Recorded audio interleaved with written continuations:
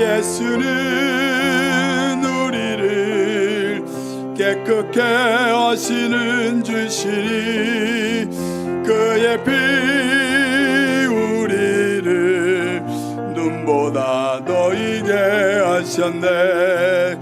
십자가 단단히 붙잡고 날마다 이기며 나가세.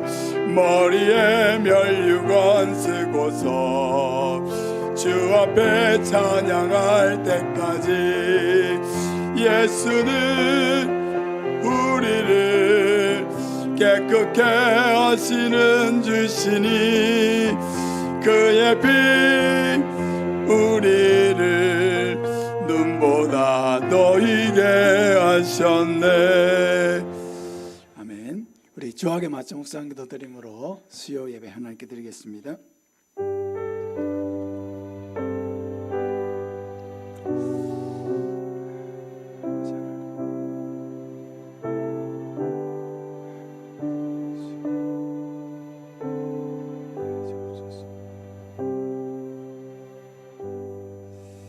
신앙 고백하겠습니다.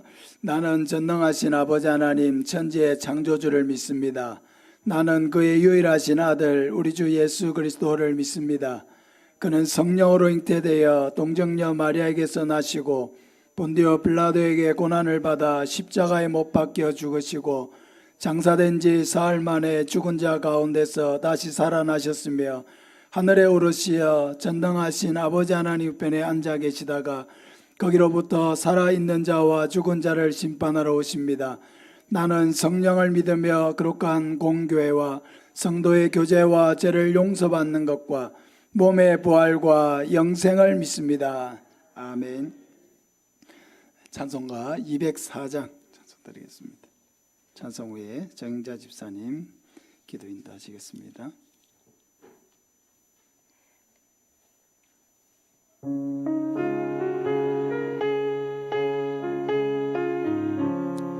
주의 말씀 듣고서 준행하는 자는 반석 위에 또 닦고 집을 지음 같아. 비가 오고 물나며 바람 부딪힐 때 모래 위 세운 집 무너지지 않네. 잘 짓고 잘 짓세 우리 집 잘 짓세.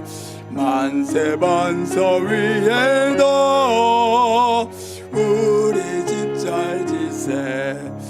주의 말씀 듣고도 행치 않는 자는 모래 위에 또 닦고 집을 지은 같아. 비가 오고 물나며 바람 부딪힐 때 모래 위에 세운 집 크게 무너지네. 잘 짓고 잘 짓세 우리 집 잘 짓세. 만세 반석 위에도 우리 집 잘 짓세. 세상 모든 사람들 집을 짓는 자니 반석 위가 아니면 모래 위에 짓네. 우리 구주 오셔서 지은 상을 줄 때 세운 공로 따라서 영영 상 벌 주리. 잘 짓고 잘 짓세 우리 집 잘 짓세. 만세 반석 위에도 우리 집 잘 짓세. 사랑과 은혜가 풍성하신 하나님 아버지 감사를 드립니다. 주일로 3일 동안 주님 품에 고이 보호하여 주셨다가 이 시간 또 3일 기도회로 주님 전에 저들의 발걸음을 인도하여 주시니 감사를 드립니다. 주님께서는 또 무한한 사랑을 저들에게 베푸셨는데 저희들은 그 사랑도 깨닫지 못하고 생각으로 지은 죄, 입술로 지은 죄, 행동으로 지은 죄의 제약 가운데 살았습니다. 이 시간 우리들의 죄와 허물들 주님의 십자가의 보혈로서 정결케 하여 주시길 원합니다. 사랑의 아버지 하나님, 우리 담임 목사님 또 널령육관의 강건함을 허락하여 주시옵소서. 목사님 올 한 해 또 많은 사역들 준비하고 계획하고 있사오니 모든 사역들을 위해 함께하여 주셔서 주님 은혜 가운데 또 잘 이루어져 나갈 수 있도록 인도하여 주시옵소서. 특별히 전도와 선교라는 큰 비전 속에 영혼 구원의 목표를 계획하고 있사오니 이 지역뿐만 아니라 세계로 뻗어가는 올 한 해도 표처럼 하나님의 소원을 품고 전진하는 교회로 힘차게 세워져 나갈 수 있도록 은혜로 채워주시길 원합니다. 온 성도가 또 한 마음으로 기도하게 하시고 올해 전도의 목표를 세워 영혼 구원하는 일에 온 성도가 힘을 다할 수 있도록 함께하여 주시옵소서. 이 시간 또 말씀 전하실 때 준비한 말씀도 온전히 선포되게 하시며 저희들 그 말씀 또 순종하며 말씀 안에서 우리의 삶들이 또 변화되게 하시며 날마다 하나님께 더 가까이 나아가는 삶들이 되게 하여 주시옵소서. 이 시간 성령님 임재하여 주셔서 우리들의 마음 문이 열리게 하시며 온전히 말씀에 순종하는 삶이 되게 하여 주시길 원합니다. 아버지 하나님, 저희 하이 교회 또 늘 새롭게 하시며 늘 성령이 충만한 교회 되길 원합니다. 지금 40일 특별 새벽 기도 중에 있습니다. 온 성도가 또 새벽을 깨우며 올 한 해 계획한 또 사역들을 위해 기도하게 하시며 이 새벽 기도회를 통하여 각자의 기도의 소원들 다 응답하여 주시길 원합니다. 아버지 하나님, 또 이번 토요일은 유년부 겨울 나들이를 갑니다. 오고 가는 길 주님 안전하게 아무런 사고 없이 잘 다녀올 수 있도록 함께 하시옵고 전도사님, 교사 선생님 이 아이들을 위해 또 기도하며 말씀 가운데 잘 양육할 수 있도록 함께 하시옵고 이 계기를 또 통해 다음 세대가 힘있게 세워져 나갈 수 있도록 함께하여 주시옵소서. 주일학교도 중고등부 청년부가 더욱 부흥되며 활성화될 수 있도록 함께하여 주시옵소서. 아버지 하나님, 질고로 또 고통 중에 있는 주의 자녀들 일일이 기억하여 주시옵소서. 그 아픈 상처들 주님 친히 어루만져 주셔서 하루빨리 회복될 수 있도록 은혜를 더하여 주시옵소서.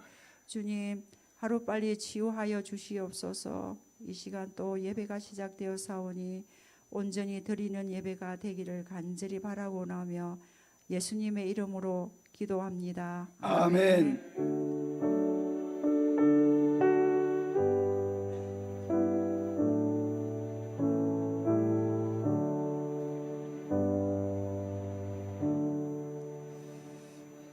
하나님 우리에게 주시는 말씀은 신약성경 야고보서 2장 14절에서 26절까지 말씀입니다.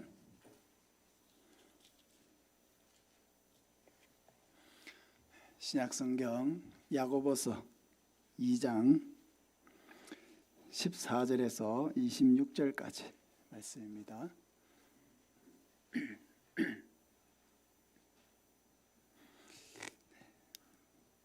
교독하겠습니다. 내 형제들아, 만일 사람이 믿음이 있노라 하고 행함이 없으면 무슨 유익이 있으리요? 그 믿음이 능히 자기를 구원하겠느냐? 너희 중에 누구든지 그에게 이르되 평안히 가라, 덥게 하라, 배부르게 하라 하며 그 몸에 쓸 것을 주지 아니하면 무슨 유익이 있으리요? 어떤 사람은 말하기를 너는 믿음이 있고 나는 행함이 있으니 행함이 없는 내 믿음을 내게 보이라. 나는 행함으로 내 믿음을 내게 보이리라 하리라.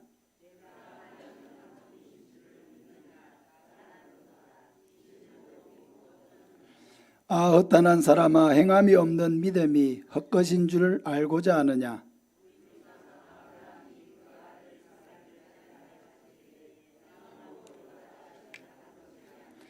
네가 보거니와 믿음이 그의 행함과 함께 일하고 행함으로 믿음이 온전하게 되었느니라.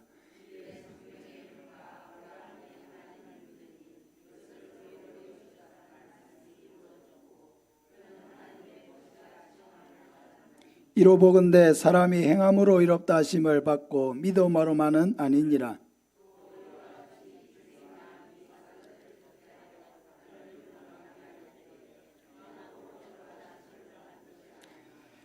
영혼 없는 몸이 죽은 것 같이 행함이 없는 믿음은 죽은 것이니라. 아멘.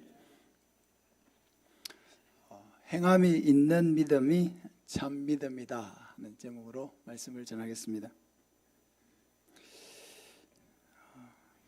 여러분, 우리가 믿음으로 구원을 받는다라고 할 때에 이 믿음은 어떤 믿음입니까?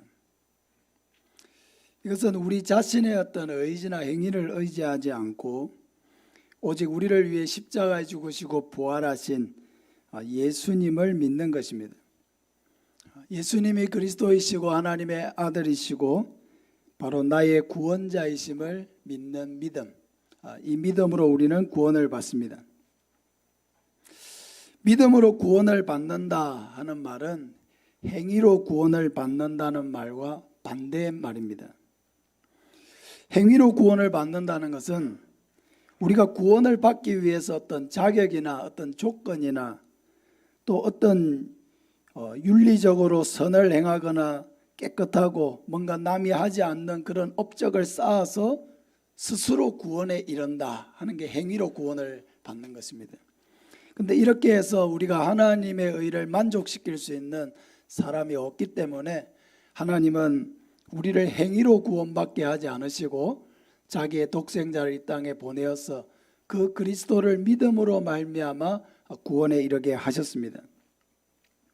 근데 우리가 예수님을 믿음으로 구원을 받고 의에 이르고 하나님의 백성이 되었는데, 그러면 우리 안에 정말 구원을 받을 그 참 믿음이 나에게 있느냐 없느냐, 그것은 어떻게 알 수 있느냐 하는 것이죠.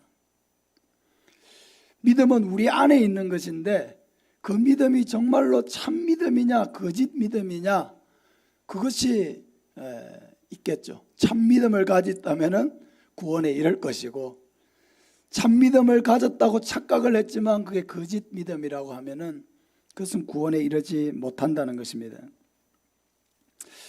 그래서 오늘 본문에서 야고보는 중요한 얘기를 우리에게 하고 있습니다. 17절에 보면 이와 같이 행함이 없는 믿음은 그 자체가 죽은 것이라. 그러니까 야고보가 말하는 이 행함이라고 하는 것은 구원을 받기 위한 어떤 자격을 갖추기 위한 행함이 아니고 참 믿음을 가졌다고 말하는 사람의 삶에서 나오는 행함을 말하는 것입니다. 그 믿음을 정말로 참 믿음을 가졌으면은 그 사람의 참 믿음은 반드시 행함으로 나타난다는 거죠. 근데 참 믿음을 가졌다고 말은 하는데 행함으로 도무지 나타나지 않는다. 그것은 야고보의 진단에 따르면 죽은 믿음이다. 그것은 참 믿음이 아니다. 그가 받았다고 하는 구원도 참 구원이 아닐 수가 있다 하는 것입니다. 예수님도 알곡과 가라지에 대해서 말씀하신 일이 있습니다. 그럼 알곡과 가라지는 같은 논에서 자라는 것입니다. 저도 어릴 때 이렇게 부모님을 따라서 꼭 어릴 때만은 아니고 학창 시절에 농번기에 이렇게 모내기를 하고 나면 이렇게 어느 정도 이렇게 좀 모가 자란 후에 피를 뽑으러 갑니다. 피를 좀 뽑아주고 또 이렇게 논에 자라는 풀도 이렇게 좀 매줘야 영양분이 이렇게 나락으로 다 갈 수가 있겠죠. 그래서 이제 그 풀매러 간다, 이런 표현도 쓰고 이렇게 했는데, 가서 이렇게 보면은 아직 그 벼에 이삭이 나오기 전에는 이게 진짜 알곡하고 피하고 생긴 모양이 너무 비슷하기 때문에 구별이 잘 안 돼요. 어른들은 하도 많이 보니까 딱 보면 구별할 수 있는데 저는 별로 구별이 안 돼요. 이게 피인지 알곡인지 잘 구별이 안 되는 거예요. 그래서 막 이렇게 처음에 피가 어떤 거다 이렇게 좀 배워가지고 이렇게 뽑다 보면은, 나락은 이렇게 뽑으면요 이 뿌리가 굉장히 이렇게 보슬보슬하고 이렇게 여린 아주 가는 뿌리가 촘촘하게 이렇게 내리고 있습니다. 근데 피는 보면은 뿌리가 강하고 이게 넓게 퍼져가 있어요. 그래서 이 피를 이렇게 뽑다 보면은 반드시 그 옆에 있는 나락이 같이 뽑히게 되어 있습니다. 피를 뽑아보신 분은 알 거예요, 아마. 그 피는 덩치도 크지만은 뿌리가 굉장히 옆으로 이렇게 탁 아주 강하게 확장되어 있어가지고 피는 뽑으려고 하면은 옆에 나락이 같이 뽑혀요. 그래서 피는 제거를 하려고 하니까 이 뽑아서는 안 되겠구나. 피를 잘라줘야 되겠더라고요. 잘라줘가지고 더 이상 못 자라게 해야 이 나락이 보존이 되더라고요. 그래서 제가 그걸 생각해 보면은 예수님께서 알곡을 보호하시기 위해서 가라지도 그냥 두어라 라고 하신 이유를 알겠는 거예요. 왜? 가라지를 뽑아내려고 하다 보면요, 이 알곡이 손상을 입으니까 가라지를 사랑해서 가라지를 두라고 한 것이 아니고 알곡을 보호하기 위해서 가라지를 그냥 두라는 것이죠. 여러분, 우리가 교회에서 예수 그리스도를 구주로 믿고 하나님의 자녀로 또 영원한 천국의 소망을 바라보며 살아가고 있지만 예수님이 알곡과 가라지에 대한 비유를 말씀하신 이유가 우리에게 뭘까요? 그것을 얼마든지 교회 안에도 참 믿음을 가진 자는 당연히 있겠지만 거짓 믿음을 가진 자도 있을 수가 있다는 거예요. 우리 모두가 다 자기의 믿음을 점검해야 합니다. 내가 알곡이냐 가라지냐 자기 스스로 여러분 판단해 보시기 바랍니다. 고린도후서 13장 5절에 보면은 너희는 믿음에 있는가? 우리 같이 한번 읽읍시다. 고린도후서 13장 5절, 오늘따라 화면에 뜨지를 않네요. 너희는 믿음에 있는가? 너희 자신을 시험하고 너희 자신을 확정하라. 예수 그리스도께서 너희 안에 계신 줄을 너희가 스스로 알지 못하느냐? 그렇지 않으면 너희는 버림받은 자니라. 다시 한번 보시기 바랍니다. 너희는 믿음에 있는가? 너희 자신을 시험하고 너희 자신을 확정하라. 예수 그리스도께서 너희 안에 계신 줄을 너희는 스스로 알지 못하느냐? 그렇지 않으면 너희는 버림받은 자니라. 바울은 고린도 성도들에게 너희가 정말 믿음 안에 있는가? 너희 자신을 시험하고 너희 자신을 확정하라 라고 했습니다. 그러니까 우리도 우리 자신의 믿음을 확정해야 합니다. 나는 정말 믿음을 가졌는가? 참 믿음을 가진 사람이 맞는가? 여러분, 행함이 있는 믿음은 어떤 믿음입니까? 첫째는 어려움에 있는 자를 최선을 다해 도우는 것이 행함이 있는 믿음이다 라고 말하고 있습니다. 15절 16절 같이 읽습니다. 만일 형제나 자매가 헐벗고 어려워할 양식이 없는데 너희 중에 누구든지 그에게 이르되 평안히 가라, 덥게 하라, 배부르게 하라 하며 그 몸에 쓸 것을 주지 아니하면 무슨 유익이 있으리요. 야고보는 행함이 없는 믿음이 어떤 믿음이냐 예를 들고 있습니다. 어떤 형제나 자매가 헐벗고 일용할 양식이 없습니다. 그런데 그 사람에게 이야기를 할 때에 평안히 가십시오, 따뜻하게 하십시오, 배부르게 하십시오. 집에 먹을 양식이 없어서 전전긍긍하고 있는데 아무 도와줄 것을 도와주지 아니하고 말로만 이렇게 하는 것, 그것이 그 사람을 정말 돕는 것이냐? 정말 그 사람을 위하고 그 사람이 정말 배부르기를 원한다면 그럼 우리가 어떻게 해야 합니까?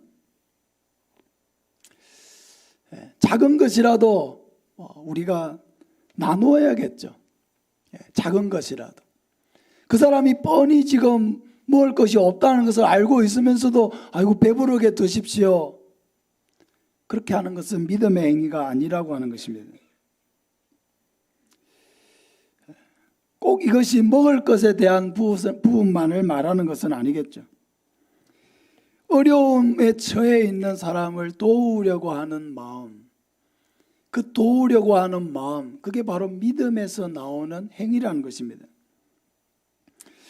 여러분, 어려운 사람을 돕기 위해서는 어려움에 그 처해 있는 사람들을 이해하고 그 마음을 공감하는 게 참 중요합니다.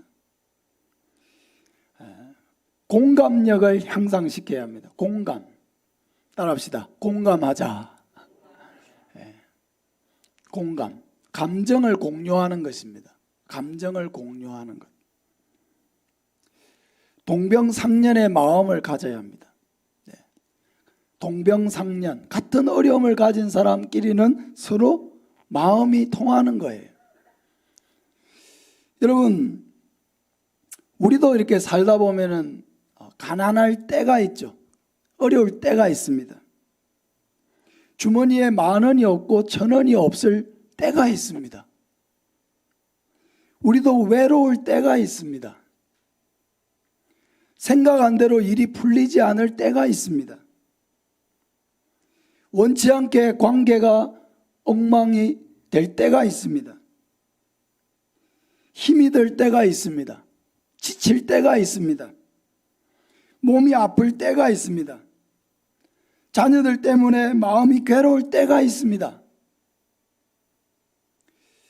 이런 것들은 어떤 한 사람, 두 사람이 개인적으로 겪는 것이 아니고 이 땅을 살다 보면 우리는 다 이러한 경험들을 조금씩 다 한다는 것입니다.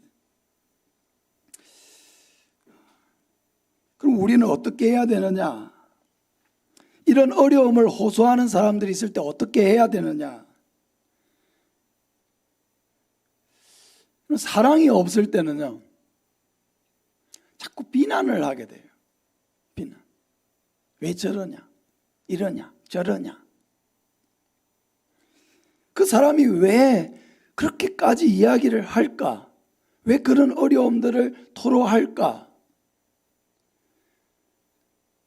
저렇게까지 이야기할 때는 어떤 사정이 있지 않을까? 아픔이 있지 않을까? 그 마음을 헤아리지 않고, 마음을 헤아리지 않으니까 그 마음을 공감해 줄 수가 없죠. 아픔을 같이 공감하지 못하고, 어려운 처지를 함께 공감하지 못합니다. 공감을 해야, 참 힘들겠다. 참 어렵겠다. 참 딱하겠다. 뭔가 공감하는 마음, 그 사람이 그 처지에서 느끼는 그 아픔을 공감하는 마음, 그 어려움을 같이 공감해주는 마음, 그 슬픔을 좀 공감해주는 마음, 그 공감하는 마음이 있어야 내가 뭘 도와줄 수 있을까를 생각하게 되고요. 마음을 도우려고 마음을 먹으면 절대로 나쁜 말이 나가지가 않겠죠. 격려하는 말을 하려고 하겠죠. 위로하는 말을 하려고 하겠죠. 뭔가 힘이 되어 주려고 하는 말을 하게 되겠죠. 그 사람이 처해 있는 아픔을 공감하지 않고 그냥 내 생각대로 말해버리고 내 생각대로 그냥 그렇게 하면은 그럼 그것은 뭡니까? 확실한 것은 그 안에 사랑이 없다는 게 분명하고요. 그 사랑 없는 말과 행동의 그 원인이 뭐냐? 믿음이 없다는 거예요. 믿음. 교회가 뭐이며 하나님이 무엇이며 나라고 하는 정체성이 어떻게 이루어졌느냐? 하나님의 사랑으로 인해 나라고 하는 정체성이 되는 것이고 나라고 하는 교회의 존재가 바로 하나님의 은혜와 사랑 속에서 부름을 받아서 교회의 일원이 되고 공동체를 이루고 이 공동체가 그리스도의 사랑을 나타내는 공동체가 되어야 되는데 그런 것에 대한 아무 생각이 없이 내가 받은 사랑의 은혜에 대한 감격도 없이 나와 다른 사람이 왜 이 교회에 함께 있는가에 대한 아무런 생각이 없이 그냥 내 성격대로, 내 생각대로, 내 마음대로, 내가 하고 싶은 대로 그렇게 하면 됩니까?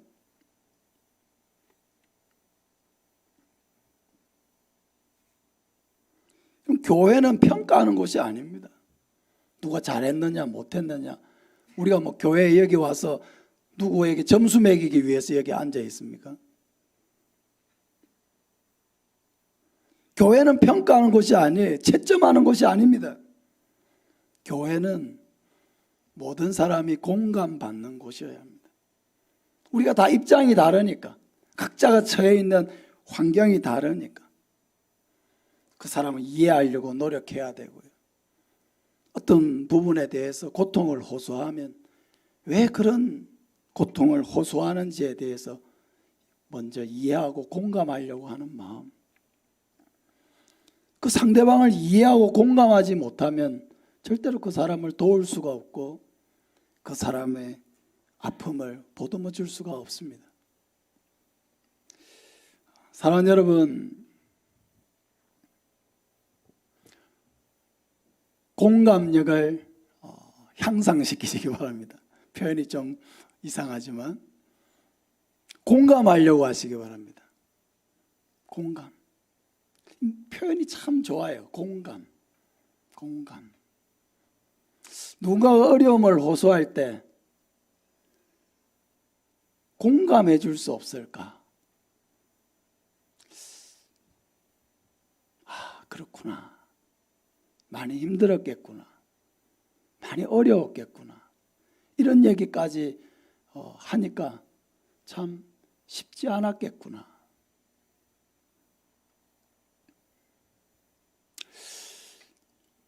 왜 우린 그런 말들을 잘 하지 못할까요? 그것은 이유가 있어요. 그런 말을 우리가 들어본 적이 별로 없어요. 우리가 살아오면서 누군가가 나를 공감해 주는 말을 잘 들어보지를 못했어요. 그런 공감하는 모습을 별로 본 적이 없어요. 배울 곳이 없었다는 것입니다. 그렇구나. 정말 힘들었겠구나. 많이 아팠겠구나. 그런 얘기까지 할 정도 되면은 얼마나 힘이 들고 어렵고 자존심 상하고 괴롭고 그래서 그렇게까지 할 수밖에 없는 그런 이유에 대해서 많이 힘들었겠구나. 사랑하는 여러분, 공감이 사랑이고요. 그 사랑이 바로 믿음에서 나오는 것입니다. 믿음. 하나님을 믿는 믿음. 나라고 하는 존재도 그 하나님의 사랑이 없이는 존재할 수가 없고 그 사랑이 없이는 용서가 있을 수가 없고 그 사랑이 없이는 하나님의 자녀가 될 수가 없고 그 사랑이 없이는 천국의 백성이 될 수 없기 때문에 나도 그런 사랑이 필요한 사람이고 누군가의 공감이 필요한 사람인 만큼 상대방도 그런 공감을 필요로 한다는 것입니다. 쉽지는 않습니다. 왜? 배운 적이 없고 본 적이 많이 없기 때문에 누군가를 공감한다는 게 쉽지는 않아요. 그러나 노력해야 합니다.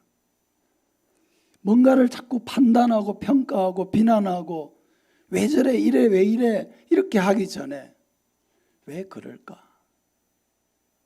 왜 그럴까? 사랑하는 여러분, 많이 공감해 주시기를 바랍니다. 그게 믿음입니다, 여러분. 두 번째, 행함이 있는 믿음은 하나님께 순종하는 것입니다. 21절부터 보면은 우리 조상 아브라함이 그 아들 이삭을 제단에 바칠 때에 행함으로 이롭다 하심을 받은 것이 아니냐. 네가 보거니와 믿음이 그의 행함과 함께 일하고 행함으로 믿음이 온전하게 되었느니라.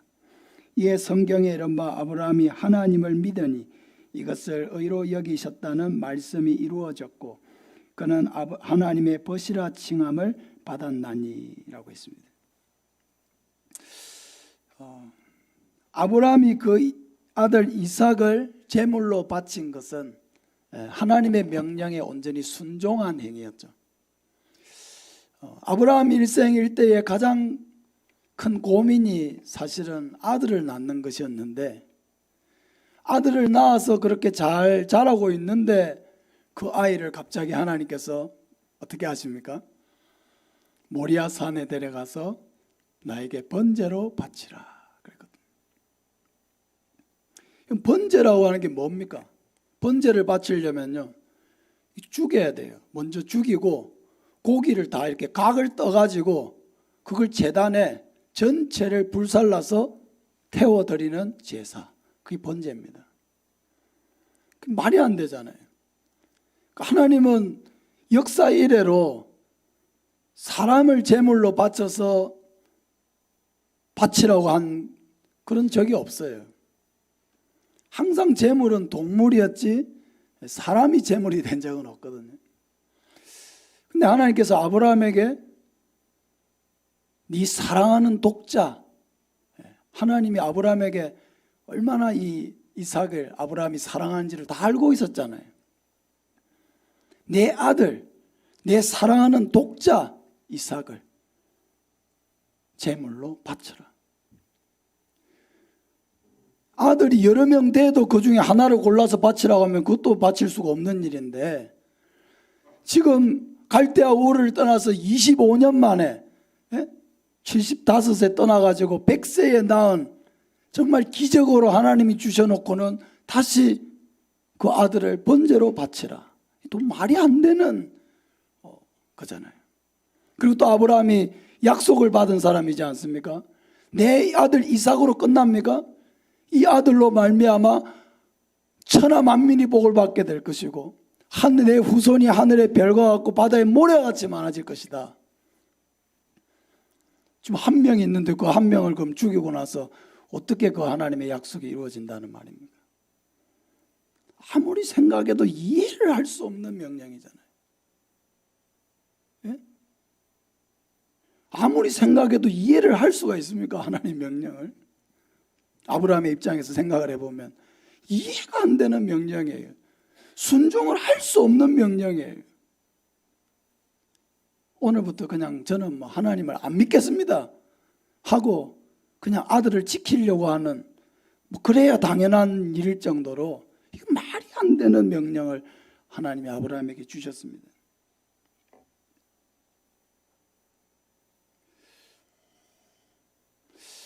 어떻게 해야 합니까, 여러분? 이럴 때는. 근데 아브라함이 밤에 그 명령을 듣고 아마 밤잠을 한 잠도 자지 못했지 않았을까.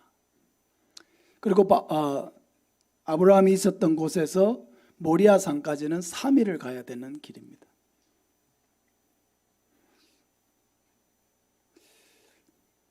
근데 아브라함이 새벽 일찍부터 일어나서 나귀의 안장을 지우고 번제에 쓸 나무를 쪼개어 가지고 이삭을 데리고 떠났다고 했습니다. 사라와 이 얘기에 대해서 의논을 했는지 안 했는지가 나와 있지 않아요. 얘기를 안 했을 가능성도 대단히 많지 않을까 싶어요. 왜? 어떤 어머니가 그걸 알고 허락을 하겠습니까, 여러분? 예? 당신이 하나님의 명령을 그렇게 받았습니까? 예, 아들 데리고 가서 번제하고 오십시오. 여러분, 어떤 어머니가 그렇게 하겠습니까? 이 양반이 미쳤나 안 미쳤나 하면서 막 노발대발하면서 부부싸움을 대판하고 결국 아브라함을 이삭을 데리고 가지도 못했을 것입니다.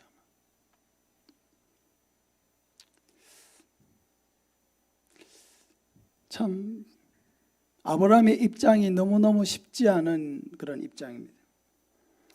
근데 아브라함이 이 명령을 순종하는 데 있어 가지고 질질 끌지 않았습니다. 그 다음 날 아침 일찍 일어나서 모든 준비를 갖추었습니다. 그리고 바로 길을 떠났습니다. 그 길이 3일 길입니다. 이 길이 참 아브라함에게는 고통스러운 길이에요. 그리고 가면서 아브라함이 무슨 생각을 했을까요? 아브라함아, 이제 됐다. 내가 네 믿음을 확인했으니 이제 돌아가라. 그렇게 했으면 얼마나 좋았겠습니까? 근데 아브라함이 그런 하나님의 음성을 기다리면서 가지 않았겠습니까? 그 번제를 바치기 전에 뭔가 다른 하나님의 명령이 내려와서 그래 됐다. 이만하면 됐으니까 그냥 돌아가라. 근데 하나님이 아무 말씀을 안 하십니다. 3일 동안 아무 얘기를 안 하십니다. 언제 얘기를 하십니까? 모리아 산 위에 도착을 해가지고요, 번제를 드리려고 나뭇가지 다 이렇게 깔아놓고 그 위에 이삭을 결박해서 올려놓고 그 이삭을 칼로 때려 잡으려고 하는 순간 말씀하셨어요. 왜 그 순간이었을까? 저 많이 생각해 봤어요. 3일길을 가는 동안에도 얼마든지 말씀하실 수 있는 하나님이신데 왜 아브라함이 칼을 들었던 그 순간이었을까? 됐다. 아브라함아, 아브라함아, 내가 이제야 네가 나를 경외하는 줄 아노라. 왜 그 순간이었을까? 그 3일길 동안에 아브라함이, 여러분, 이삭이 포기가 됐겠습니까? 안 됐겠습니까? 저는 포기하지 못했다고 생각하거든요. 포기를 해야 번제를 바칠 거 아닙니까? 포기가 돼야, 이 아들이 포기가 돼야 번제를 바칠 건데 아브라함의 마음속에 이삭이 포기가 됐을까라는 거죠. 그 아이의 얼굴을 쳐다보고 그 아이가 보기만 해도 너무 예쁘고 사랑스러운 아이인데 그 아이를 죽인다? 말도 할 수 없는 일인데 그 아이가 어떻게 포기가 되겠습니까? 그 아브라함이 언제 포기를 했을까요? 칼을 들었을 때 포기를 한 겁니다. 이제 기다리다가 결단을 한 거죠. 이삭을 지킬 것이냐, 하나님의 말씀을 지킬 것이냐. 칼을 들었다는 것은 뭐냐면요, 이삭을 포기했다는 말입니다. 그냥 맡겼다는 거예요. 모르겠습니다. 하나님이 주셨고 하나님이 또 바치라고 하는데 내가 마음이 복잡한 중에도 바치긴 바치지만 나도 모르겠습니다.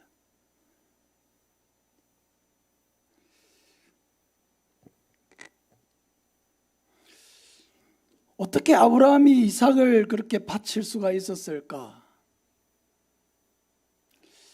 엄두를 낼 수 없는 일이죠. 똑같은 아브라함의 명령, 똑같은 그 명령을 여러분에게 한번 적용을 한번 해보세요. 바치겠습니까? 정 집사님, 아들 둘 중에 한 명 바치라면 바치겠습니까?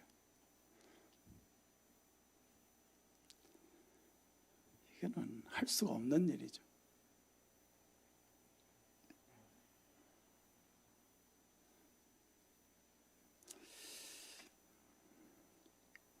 어떤 믿음으로 아브라함이 이삭을 바쳤는지 히브리서에 나옵니다. 히브리서 11장 17절부터 우리 같이 한번 읽겠습니다.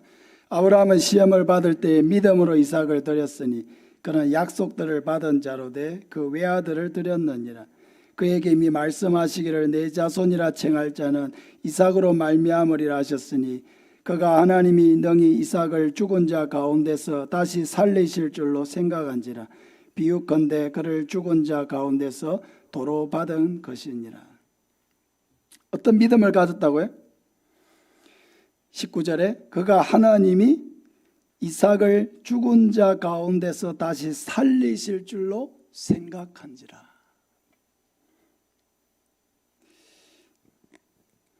죽여도 하나님이 다시 살려주실 것이라고 하는 믿음을 가졌다는 것입니다. 너무 놀라운 믿음이죠.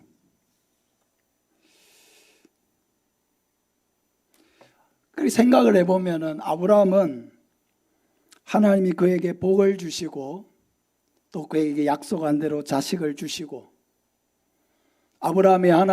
하나님이 아브라함을 보호해 주시고 도와주시고 함께 주시고 이렇게 하나님이 복을 주실 때만 하나님을 잘 섬긴 것이 아니고 하나님이 그에게 주신 이러한 극한 시험, 아브라함에게 가장 소중한 것이 무엇입니까? 재산이 소중하겠습니까? 말이나 낙타가 소중하겠습니까? 집에 금덩어리가 소중하겠습니까? 아브라함에게 지금 가장 소중한 것이 이삭입니다. 유일한 아들, 상속자. 이것 때문에 하나님과도 얼마나 많은 씨름을 했습니까? 하나님이 나에게 씨를 주지 아니하셨지 않습니까? 그러니까 우리 집의 상속자는 우리 집의 종 다메섹 엘리에셀이 상속자가 될 것입니다. 또 그렇게 하다가 또 어떻게 했습니까? 이스마엘이라고 하는 아들을 또 낳았잖아요. 또 기다리다가 안 주시니까. 그때가 아브라함이 86세입니다.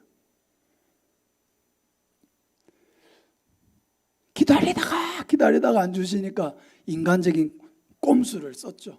그때 당시에는 다 그렇게 해서 상속자를 또 보는 그런 관례가 있으니까, 우리나라에도 그런 문화가 있었지 않습니까? 아들을 낳기 위해서 편법을 쓰기도 하지 않습니까? 지금은 뭐 그렇지 않겠지만 예전에는 그랬던 일들이 많았죠.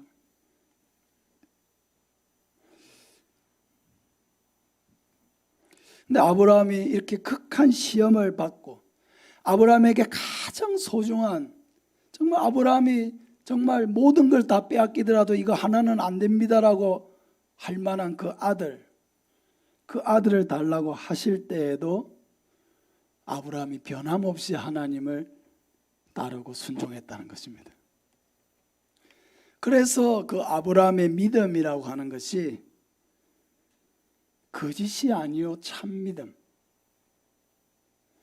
도무지 순종할 수 없는 상황에서도 그 아이를 죽은 가운데서도 살려주실 것이라고 믿고 하나님의 명령을 따라서 그 아들을 바치고자 했던 그 행위로 인해서 아브라함의 마음속에 하나님을 향해 가졌던 그 믿음이 증명이 되었다는 것입니다. 여러분, 우리 안에 믿음이 있느냐, 내 안에 믿음이 있느냐라고 하는 문제를 점검하기 위해서는 어떻게 해야 될까요? 나는 하나님의 말씀에 순종하는가라고 물어보면 되는 거겠죠. 나는 하나님의 말씀에 순종하는 자인가? 순종이 제사보다 낫고 듣는 것이 순양의 기름보다 낫다고 했습니다. 하나님은 우리의 순종을 기뻐하시고 그 순종을 통해 드러난 믿음을 기뻐하십니다. 순종이 곧 믿음입니다. 우리 한번 따라합시다. 순종이 믿음이다. 순종이 믿음입니다. 또 야고보는 아브라함 외에 또 기생 라합이라고 하는 사람의 믿음에 대해서 말하고 있습니다. 25절에 보면 또 이와 같이 기생 라합이 사자들을 접대하여 다른 길로 나가게 할 때에 행함으로 이롭다 하심을 받은 것이 아니냐. 기생 라합은 하나님을 믿었습니다. 어떤 하나님을 믿었습니까? 여호수아 2장 11절에 보면은 같이 너희의 하나님 여호와는 위로는 하늘에서도 아래로는 땅에서도 하나님이시니라. 기생 라합은 여리고성 위에서 살던 사람입니다. 말 그대로 기생입니다. 창녀입니다. 이방인입니다. 하나님을 몰랐던 사람입니다. 근데 여리고성에서도 많은 소식이 전해졌습니다. 그 소식은 하나님께서 이스라엘 백성들을 광야에서 어떻게 먹이시고 입히시고 돌보셨는지, 또 요단강 우편에 있던 그 왕들을 어떻게 하나님께서 이스라엘 앞에서 멸하셨는지, 기생 라합은 이것을 보면서 각 나라마다 민족마다 섬기는 신이 있는데 하나님, 이스라엘의 하나님이 참 신이시구나. 결국 하나님이 아브라함과 이삭과 야곱에게 약속하신 이 가나안 땅, 결국은 이스라엘의 땅이 되겠구나. 왜? 그게 하나님의 뜻이니까. 그래서 기생 라합은 여호와는 위로도 하늘에서도 아래로는 땅에서도, 옛날에 개역 한글판 성경에는 상천하지의 하나님이시라 이렇게 한자어로 되어 있었는데 이게 좀 풀어가지고 이번 개역 개정에 나와 있는데, 하늘에서도 땅에서도 유일한 하나님이시다, 참 하나님이시다, 이렇게 고백을 한 거예요. 그럼 이 기생 라합의 이 고백은, 이 믿음의 고백은 참 믿음에서 나온 고백이냐, 그냥 한 고백이냐 하는 거죠. 그 참 믿음이라고 하는 것이 어떻게 증명이 됐느냐, 바로 그 믿음에서 어떻게 했습니까? 정탐꾼들을 숨겨주었습니다. 여호수아가 보낸 정탐꾼들을 숨겨주고 왕이 그 정탐꾼들을 찾지 못하도록 다른 길로 보내었습니다. 그리고 그 정탐꾼들과 약속을 맺어서 이스라엘이 이제 가나안 땅 여리고성 전투를 앞두고 그 여리고성이 무너질 때에 다소 기생 라합과 맺었던 그 언약으로 인해서 그 약속 그대로 라합과 그 모든 집안의 식구들이 다 구원을 받게 되었습니다.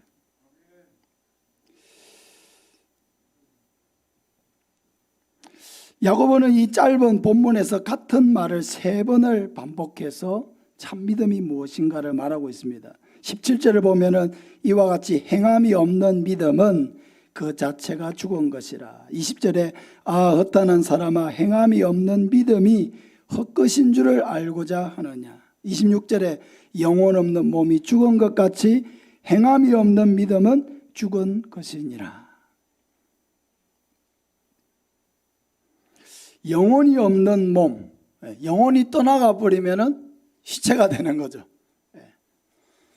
행함이 없는 믿음, 그것은 바로 영혼이 없는 몸과 같이 죽어 있는 것이다.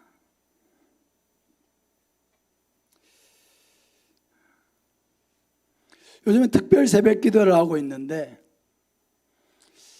특별 새벽 기도회니까 특별히 나와주는 게 아니라 새벽에 나와서 기도하는 것이 여러분의 믿음에서 시작된 것이라면 그것은 하나님이 받으실 것입니다. 여러분이 어떤 영혼을 위해서 기도하는 것, 그것도 믿음을 드러내는 것이죠. 복음을 전하는 것, 구제하는 것, 용서하는 것, 자기 잘못을 인정하고 용서를 구하는 것, 회개하는 것, 사랑하려고 다가가고 노력하는 것, 어려움 속에 있는 사람들의 아픔을 공감하고 이해해주고 도와주려고 하는 마음, 말 한마디라도 따뜻하게 해주려고 하는 마음, 칭찬받을 만한 일을 한 사람을 마음으로부터 칭찬해 줄 수 있는 사람, 하나님을 두려워하고 교회에 유익이 되지 않는 말과 행동을 삼가는 것, 불평불만보다 감사하는 마음을 갖는 것, 이 모든 것이 다 믿음에서 나오는 것입니다. 믿음. 뿌리가 없는 게 없어요. 뿌리가 다 있습니다. 말에도 뿌리가 있어요. 어디서 시작된 뿌리가 있습니다. 그냥 나오는 말이 아니에요.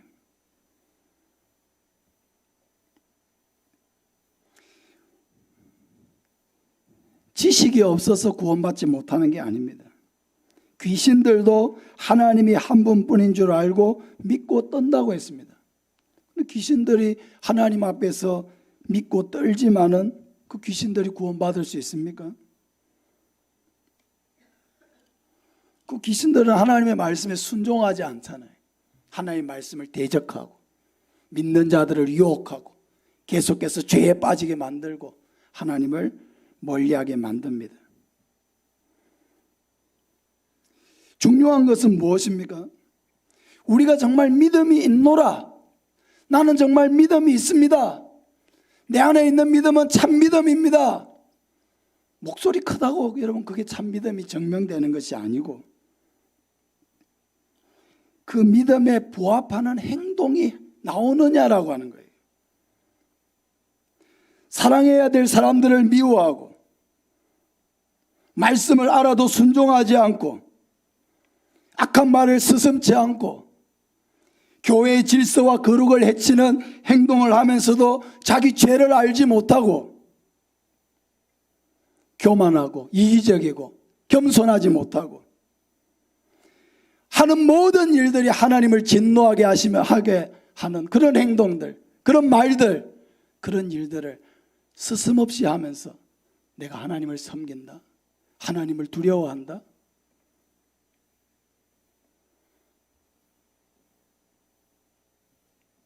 말이 되지 않는 일이죠.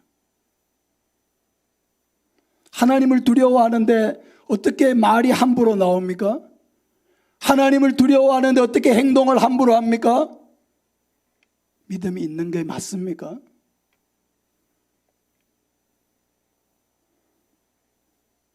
여러분 우리 자신의 믿음을 점검하시기 바랍니다. 내 행동이 내가 믿노라 하는 그 행위에 합당하게 나는 행동하고 있느냐, 살고 있느냐. 여러분 우리 자신이 여기 알곡으로 있습니까? 가라지로 있습니까? 양으로 있습니까? 염소로 있습니까? 참 믿음을 가지고 있습니까? 거짓으로 있는 것입니까? 우리의 믿음에 행함이 따르고 있습니까? 말로만 믿는 것입니까? 예수님이 다시 오실 때 우리는 데려감을 당할 것입니까? 버려둠을 당할 것입니까? 예수님이 알아주는 사람입니까? 아니면 나는 너를 도무지 알지 못하니 이 불법을 행하는 자들아 떠나가라고 책망받을 사람입니까? 우리가 믿음에 있는가 우리 자신을 점검하시기 바랍니다. 우리 마음에 정말로 예수 그리스도가 있는 사람입니까? 하나님의 은혜를 아는 사람입니까? 구원받는 참된 회개가 내 안에 있는 사람입니까? 예수 그리스도의 길을 성실히 따르려고 하는 사람입니까?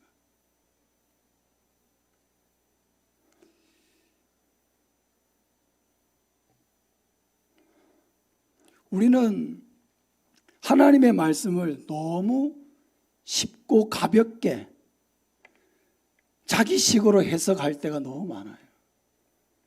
오늘 우리가 찬양했죠. 주의 말씀을 듣고도 행하는 자, 주의 말씀을 듣고 행하는 자는 반석 위에 집을 짓는 것과 같다. 비가 오고 물나며 바람이 부딪혀도 그 집이 흔들리지 않는다고 했습니다. 주의 말씀을 듣고도 행하지 않는 자는 모래 위에 집을 짓는 사람과 같다. 비가 오고 물나며 바람이 부딪힐 때 모래 위에 지은 집 그냥 무너지고 만다고 했습니다. 우리 믿음도 마찬가지예요. 껍데기는요, 껍데기일 뿐입니다. 껍데기는 껍데기예요. 알곡이 아닙니다. 가라지는 가라지예요. 알곡이 아닙니다. 영혼 없는 몸이 죽은 것 같이 행함이 없는 믿음은 그 자체가 죽은 것이라. 변함없습니다. 내가 아무리 이 말씀을 곡해해가지고 완전한 사람이 어디 있어 이러면서 행함이 없어도 난 구원받을 수 있고, 행함이 없어도 난 천국 백성이고, 난 행함이 없어도 하나님의 자녀고, 난 행함이 없어도 무슨 일이 있어도 나는 천국에 갈 사람이다. 자기 스스로 합리화한다고 우리가 천국 백성이 되는 것입니까? 영혼 없는 몸을 아무리 데려다 놓고 아니야 넌 죽지 않았어, 넌 살아날 수 있어, 넌 살아난 사람이야. 영혼 없는 몸을 데려다 놓고 아무리 내가 산 사람이라고 주장해도 그건 산 사람이 아니죠. 행함이 없는 믿음도 그와 같다는 것입니다. 말씀에서 우리가 1.1획도 더하거나 뺄 수 없어요. 말씀이 이렇게 나와 있기 때문에 중요한 것은 이제 우리가 그 말씀을 따라 어떻게 사느냐 하는 것입니다. 이 말씀이 있어도 나는 못 들은 척하고 내 마음대로 계속 살고 그렇게 갈 것이냐. 그 말씀이 나를 살리기 위해 주신 말씀이라는 것을 알고 내 자신을 돌아보고 점검하고 회개하고 지금이라도 잘못된 것을 바로잡고 제자의 길을 걸어갈 것이냐. 사랑하는 여러분, 하나님이 원하는 사람은 절대 말로만 하는 사람이 아닙니다. 행함이 따르는 믿음의 사람을 하나님은 원하시고 그들을 하나님의 자녀로 부르시는 분이십니다. 행함이 있는 믿음의 사람, 이 사람이 참 믿음의 사람입니다. 물론 그 행함이라고 하는 것이 완전하지는 않을 수 있어요. 그러나 그 말씀을 정면으로 대적하는 행동은 하지 않겠죠. 노력하는 사람이 되겠죠. 채워가는 사람이 되겠죠. 자기의 죄를 아는 사람이 되겠죠. 돌아볼 줄 아는 사람이 되겠죠. 반성할 줄 아는 사람이 되겠죠. 행위의 완전함을 하나님이 우리에게 말씀하시는 것이 아니고 예수 그리스도를 따르는 제자들에게 나타나의 최소한의 모습을 말하는 것입니다. 방향성을 말하는 거예요.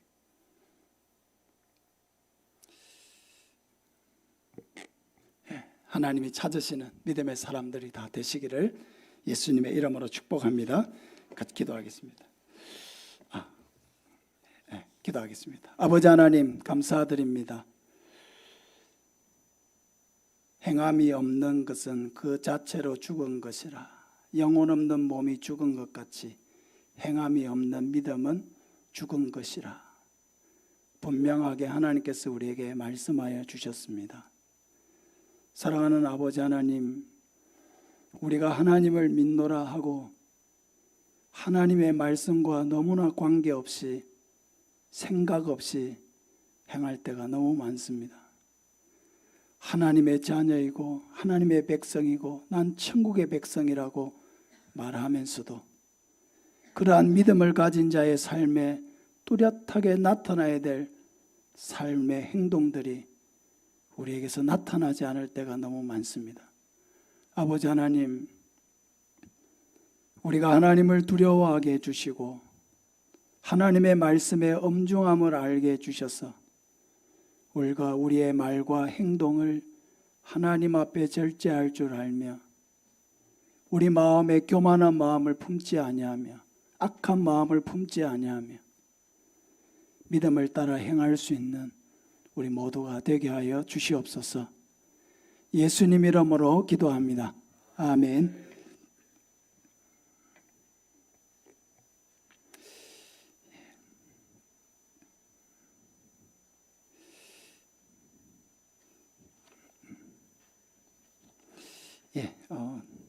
신년 특별 새벽 기도에 많은 분들이 함께 해 주시는데요.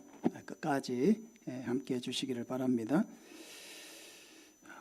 예배를 섬기는 분들은 꼭 주일 새벽 기도를 꼭 참석할 수 있도록 해 주시고 또 10분 이상 교회에 와서 먼저 기도하고 자기 섬기는 일들을 감당해 주시기를 바랍니다. 예배당에 들어왔을 때에는 사적인 대화를 삼가해 주시기 바랍니다. 예배당에 들어와서 막 앞뒤로 막 너무 크게 대화를 한다든지 잠깐 인사하는 거는 되겠지만은 서로 간에 막 큰 소리로 대화를 하면 먼저 와서 기도하고 묵상하는 분들에게 방해가 됩니다. 우리 유초등부 겨울 나들이가 토요일 날 있습니다.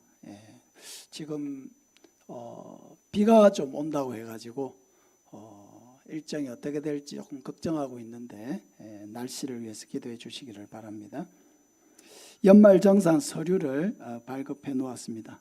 찾아가시기를 바랍니다. 이제 우리 이금태 성도님이 항암 치료를 하고 내일 또 이제 항암 치료하러 가시는데 너무 힘이 들어서 지금 내일은 가서 항암 치료를 좀 안 하는 부분을 의사 선생님께 이야기를 해야 되겠다. 왜냐면 너무 식사를 못 하시니까 식사를 너무 못 하시고 그러니까 몸이 또 너무 약해지고 지금 이런 상황에 있어가지고 좀 많이 힘들어하시는 상황인데 우리 성도님들이 또 안부 전화도 해주시고 또 격려도 해주시고 기도도 해주시고 해서 어려운 시간들을 좀 잘 이겨나갈 수 있도록 그렇게 마음을 모아서 그렇게 한 마음으로 해주시기를 바랍니다. 주님 가르쳐주신 기도로 마치겠습니다. 하늘에 계신 우리 아버지여, 이름이 거룩히 여김을 받으시오며 나라가 임하시오며 뜻이 하늘에서 이루어진 것 같이 땅에서도 이루어지이다. 오늘 우리에게 구할 양식을 주시옵고 우리가 우리에게 죄 지은 자를 사하여 준 것 같이 우리 죄를 사하여 주시옵고 우리를 시험에 들게 하지 마시옵고 다만 악에서 구하시옵소서. 나라와 권세와 영광이 아버지께 영원히 있사옵나이다. 아멘.